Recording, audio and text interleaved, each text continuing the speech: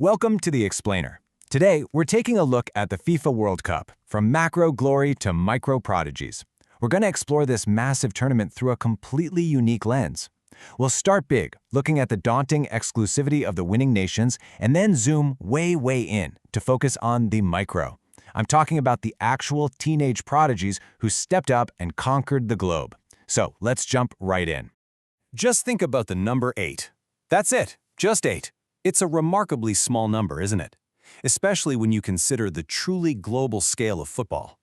I mean, since the tournament started way back in 1930, across almost a whole century of fierce competition, only 8 nations have ever managed to actually lift the World Cup trophy. Think about all the hundreds of countries that try, and the millions of players who dedicate their entire lives to this sport. And yet, the ultimate prize? It remains permanently locked away in the trophy cabinets of just an elite 8. It really sets the stage for understanding just how impenetrable this upper echelon of international football truly is. Okay, let's dive right into this top tier. At the absolute top of the food chain, Brazil reigns supreme with 5 glorious titles. And right behind them, you've got European powerhouses Germany and Italy with 4 each.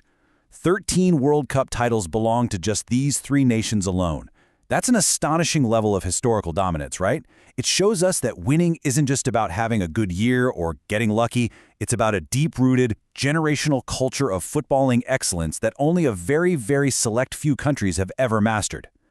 But, with that kind of concentrated glory comes some ultimate heartbreak, too. Case in point, there is a Guinness World Record out there that literally no team wants: the most appearances in a World Cup final without ever actually winning it. It's a brutal reminder that you can have a golden generation, you can battle through grueling knockouts, and still leave totally empty-handed. This trophy is incredibly elusive. It punishes even the most talented teams that repeatedly knock on the door, but just can't quite cross that final line. Now, to truly appreciate the sheer weight of winning this elusive trophy, we have to grasp the monumental scale of the modern tournament. Looking ahead to the 2026 Men's FIFA World Cup, research from Carleton University highlights some seriously staggering logistics. We are talking about massive preparations that are already well underway. You've got the coordination of accommodations for international squads, incredibly complex domestic transport networks spanning across host cities, the preparation of elite training sites. It's a macro-level operational behemoth. Entire host nations are spending billions and mobilizing thousands of people just to build the stage for these teams to compete. So, against that massive backdrop of billions of dollars and sprawling national infrastructures, who are the youngest players to ever conquer this massive stage? We're pivoting now from those macro logistics down to the micro level of individual teenage kings. Let's see who actually pulled this off. Starting off with the 20 and 21-year-olds, you immediately spot some absolute generational legends. We've got Paulo Cesar Caju at 21, and then Thierry Henry, Julian Draxler, and Kaká all at age 20. Henry and Kaká reached the absolute pinnacle of the sport by age 20. These are guys who would go on to define a whole generation of football, and their greatness was instantly evident on the world stage. They weren't just showing up to participate. They were out there lifting the most coveted trophy in sports before most people even finish university.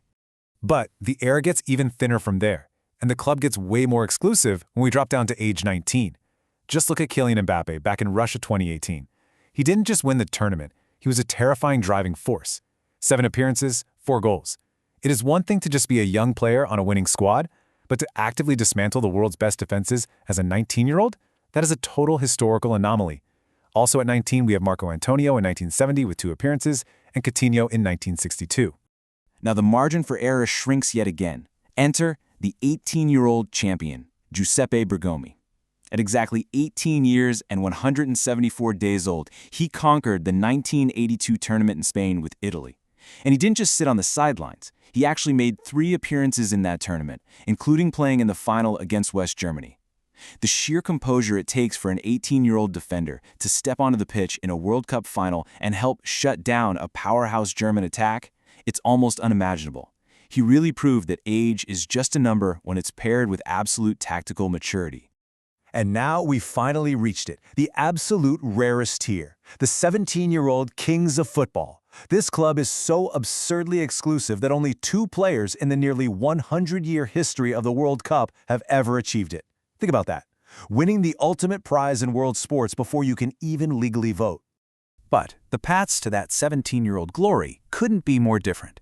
On one hand, you have Pelé for Brazil in 1958.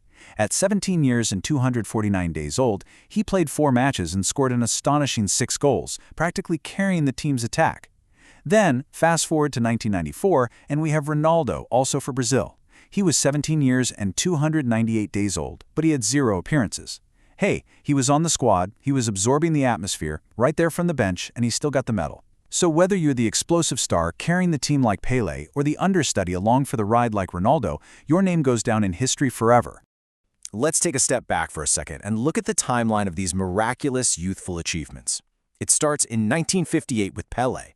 Then there's a massive gap until 1982 with Bergomi, another jump to 1994 with Ronaldo, and then a huge 24-year wait until Mbappé in 2018. They're scattered completely sporadically across history. This proves that these teenagers aren't just some regular occurrence. They are true generational anomalies. The game evolves, the tactics completely change, but the emergence of a teenager who is capable of conquering the world, that remains an incredibly rare, almost mystical event. Which brings us to our final thought for this explainer. As we tie these incredible prodigies back to those massive, staggering logistical preparations for 2026, who will be the next teenager to conquer the world? Somewhere out there right now, a young kid is training, totally unaware that in just a few short years, they might step onto the biggest stage ever constructed, overcome the impossible odds of an 8-nation monopoly, and etch their name right alongside Pelé, Bergomi, and Mbappé.